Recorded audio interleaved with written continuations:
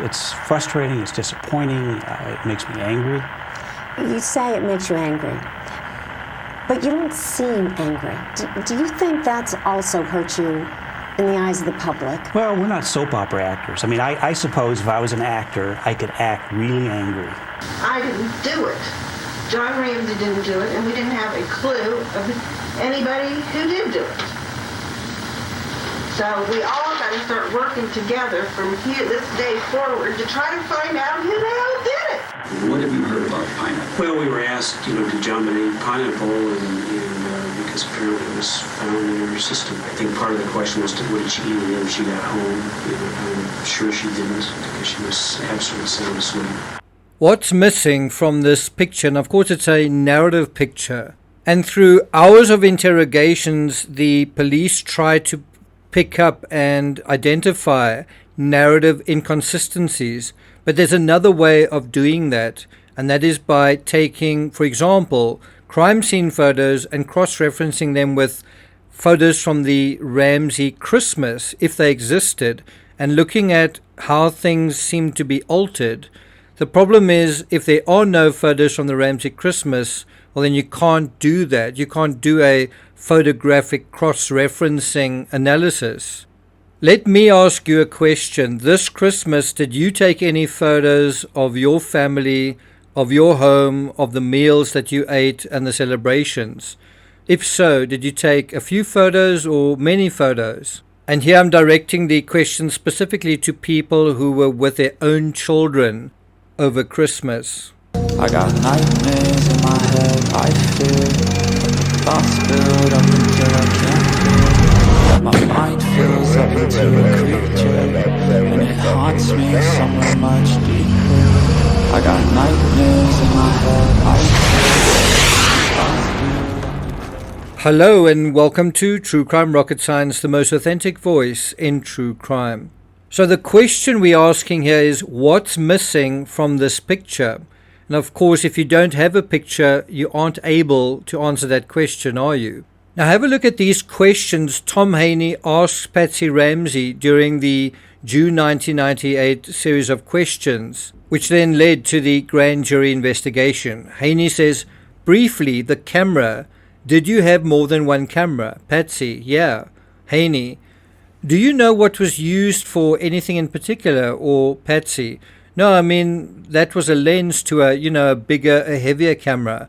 I used a little clicky one. Then from the first interrogation from 1997, DeMuth says, there was a video camera, I think, on that kitchen island there or something like that. I may not have that exactly. Patsy, I vaguely remember a video camera being out because I was probably turning it up to take pictures Christmas morning, but then we never ended up taking any. And I think what she's talking about is charging the camera in order to take pictures. I think she means video.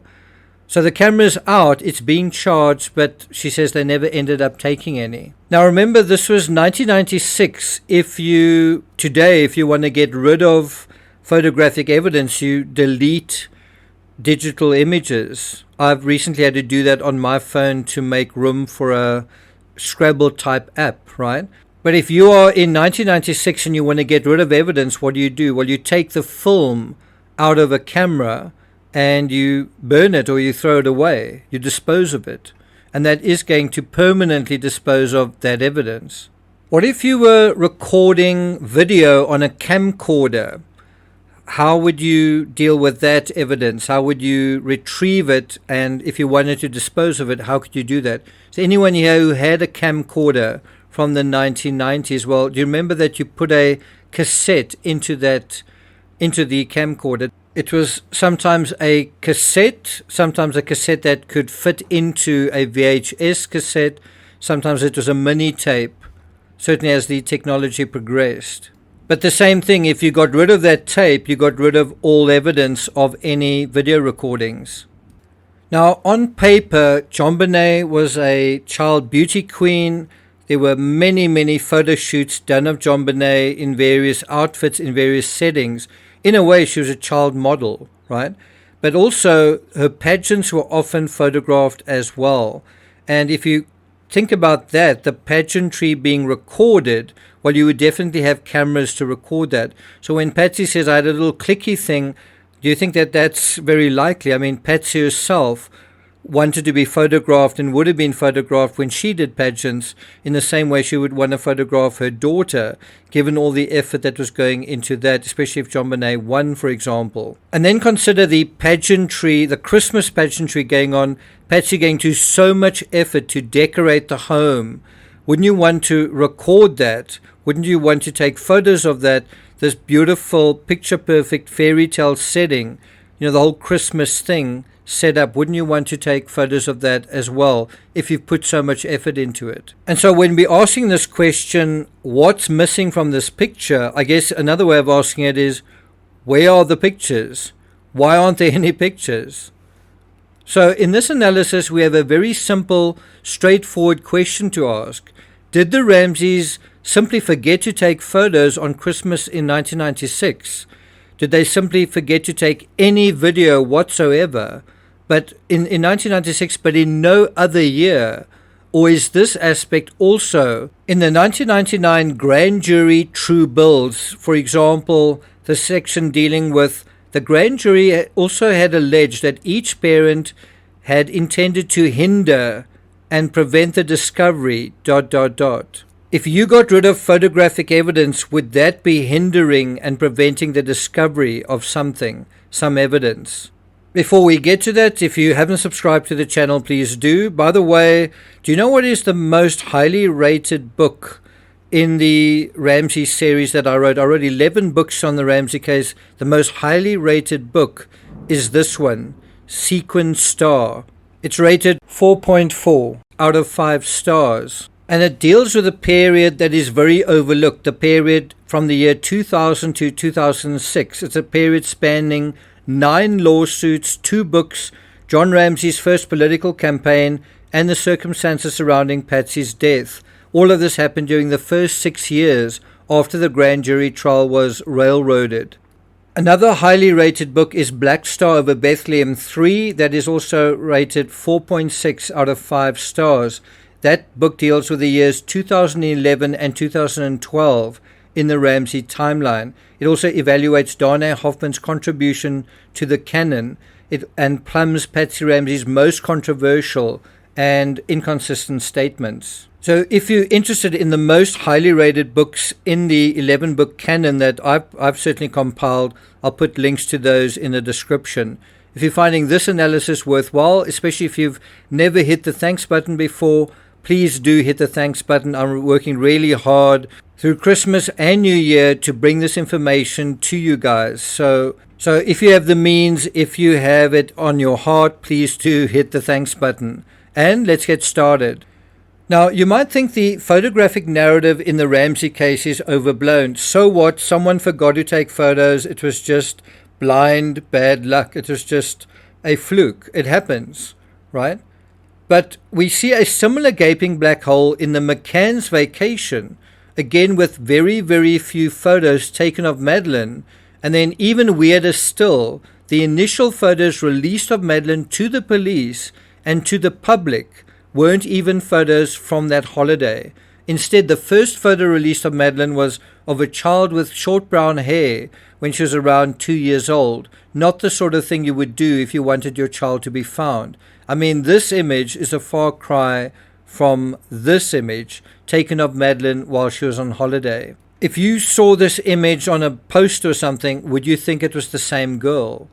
And so the question is really whether there's any mischief within the photographic narrative, and if there is, to what end? And again, I think you've got to compare apples with apples. I think you've got to look at the photos within the narrative itself, but I think you've also got to compare this whole idea of withholding evidence, getting rid of evidence, staging, and you look at various examples of it, and then you say, could there be a kind of cover-up in terms of photos as well, right?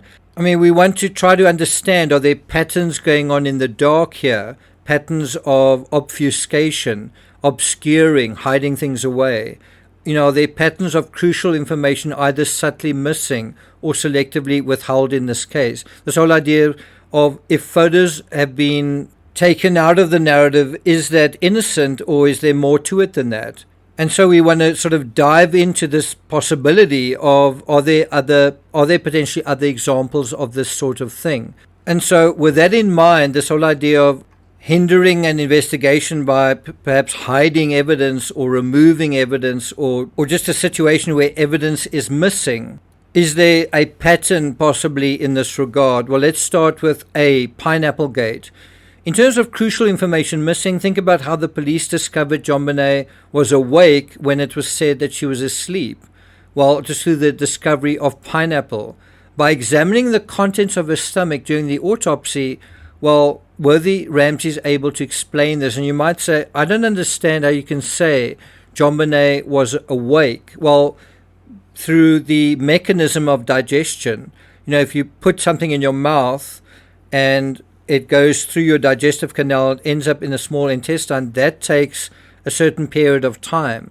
And the critical thing here is that process of digestion stops at the time of death.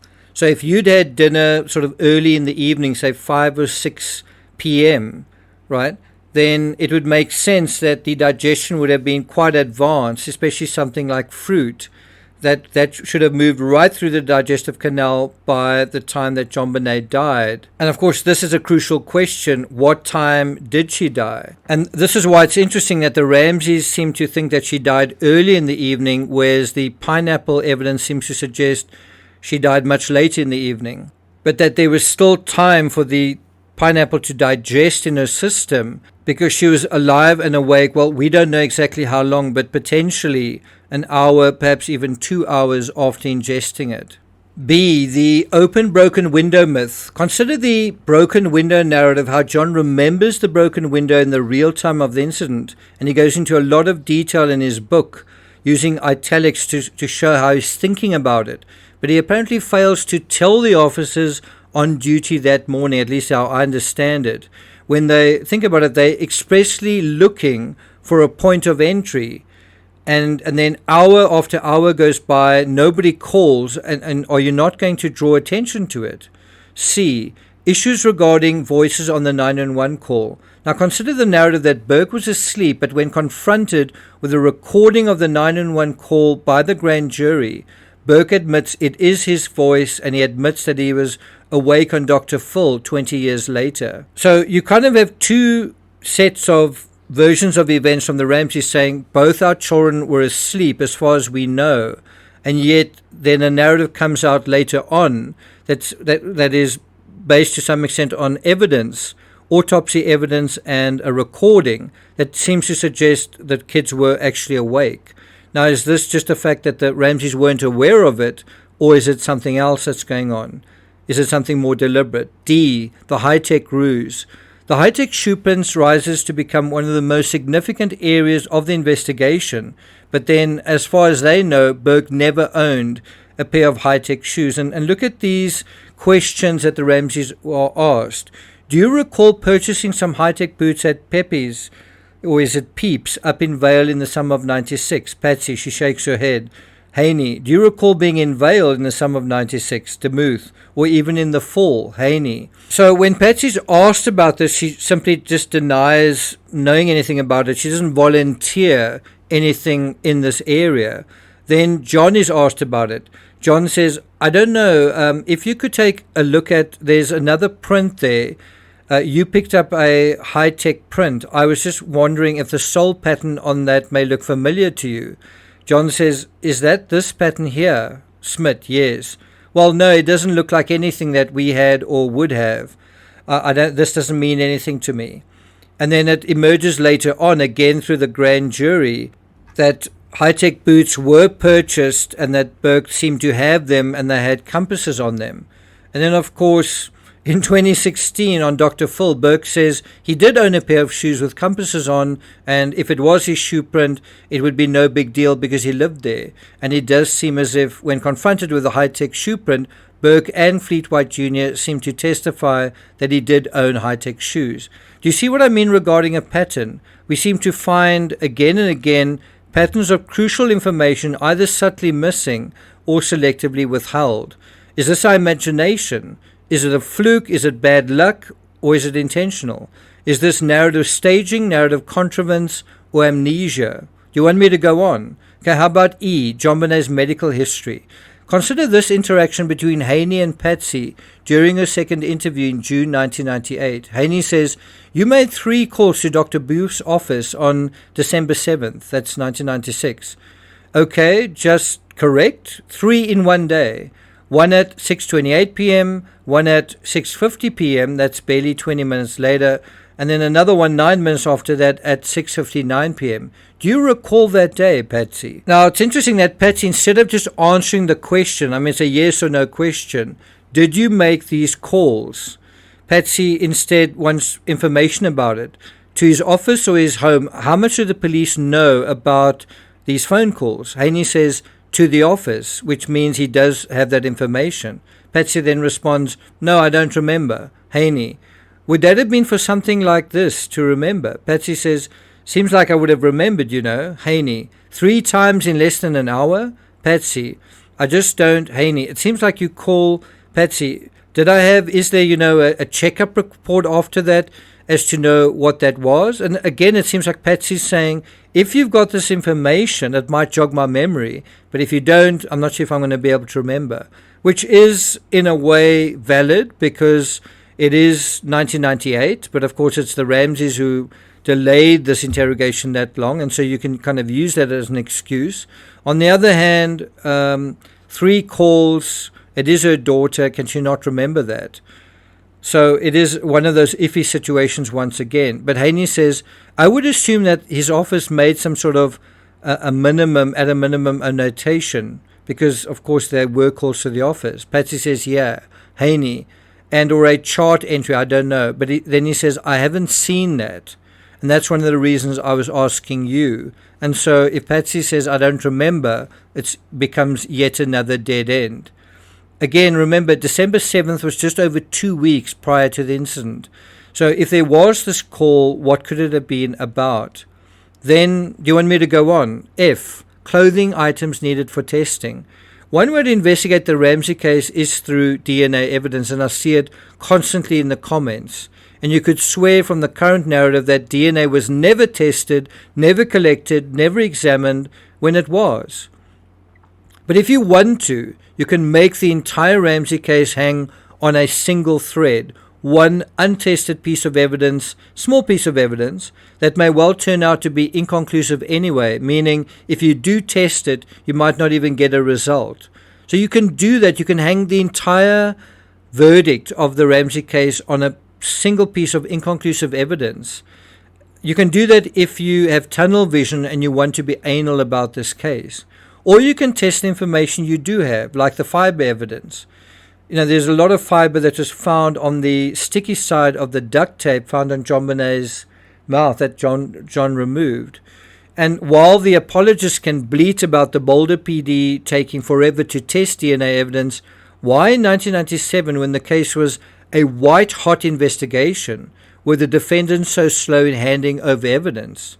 For example, clothing. So if we talk about information subtly missing, the Ramseys took a long time, about a year, to provide critical items of evidence.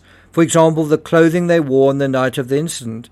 This could have been and should have been handed over there and then, before they even left the house, which is a crime scene, or ideally during or after a formal police questioning that should have taken place that same day. But you didn't. Yes, they didn't. They didn't hand over their clothing, but also the police didn't collect it early enough. And all of this is easy to say in hindsight. Now have a look at this City of Boulder press release dated January 17, 1998, not 1997. So this is over a year has passed since the incident. The Boulder Police Department has received written communication through John and Patsy Ramsey's counsel, that's their lawyers, that John and Patsy will not submit to a second interview with investigators under the reasonable conditions set by the investigators. The Boulder Police Department's position in requesting the second interviews has been clear and straightforward. There are questions the police have that are related to clarifications of previous statements and questions related to information that was not available during the first interviews. The police are still waiting to receive clothing requested from the Ramseys in November 1997. But I mean, the bottom line is that they're still waiting to receive that clothing a year later. And they may have asked for that in November 1997. It's already January 17. So almost 2, arguably 3 months have gone by, and they still haven't gotten that. Why that delay? And then also for a final decision on whether they will be allowed to interview Burke Ramsey, they're also waiting on that. So what, if anything, would you say is selectively missing from this list? Let's go to Perfect Murder, Perfect Town. And this again has got to do with the clothing that the Ramseys were wearing the night before their 6-year-old daughter was found deceased. 2 months after police finally made the request, they received 2 shirts, a pair of pants, right, 1 pair of pants, and a sweater from John and Patsy Ramsey, right? Authorities sought the clothing to compare with fibers found in the case. What is missing from this list? Clothing has been provided. But has all the clothing been provided? Police have also requested additional interviews with John and Patsy Ramsey to talk about their son.